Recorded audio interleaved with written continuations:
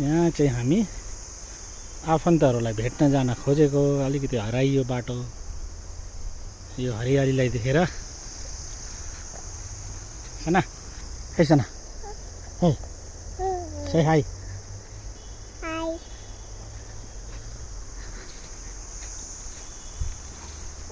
Papa.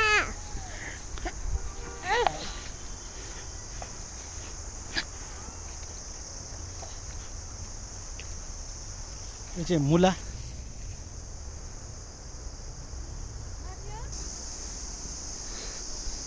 अब हामीले सही बाटो भेटाएको अवस्था। अनि यो चाहिँ रोडु एकदमै सुन्दर भ्याली। अनि अहिले चाहिँ यहाँ मकैबारी, त्यसपछि स्याउको सिजन भर्खर सिद्धिएको।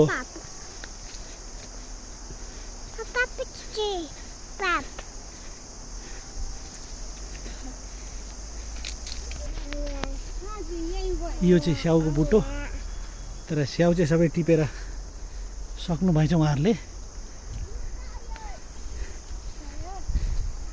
अगाडि मेरो छोरा, अनि बिचमा श्रीमती, सानो छोरी नास्या, अनि पापा हो। यहाँ चाहिँ मकै पाक्न आँटेका रहेछन्। मकैको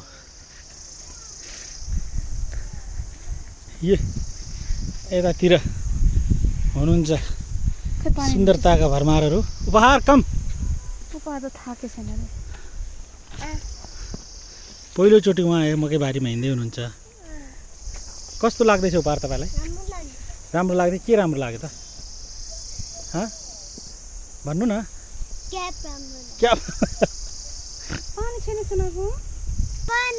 हेर्नुहोस् हजुरहरू, यो चाहिँ ओखरको बोट। नेपालीमा यसलाई दाँते ओखर भन्छन्। दाँते ओखर चाहिँ त्यसै कारण भनेको दाँतले फुट्ने भएर कारण।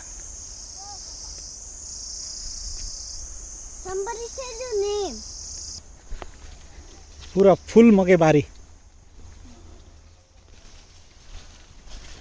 दायाँ बायाँ मकैबारी।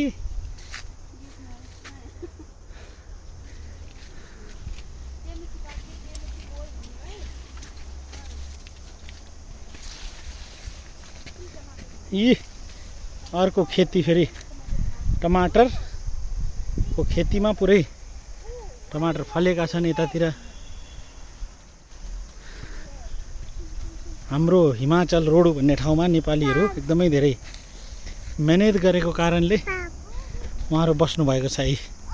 यस्तो ठाउँमा बस्नुहुन्छ उहाँहरू। माथि घर छ त्यहाँनिर बस्नुहुन्छ पैसा कमाउनको लागि। अनि कडा मेहनत गर्नुहुन्छ हाम्रो नेपालीहरूले।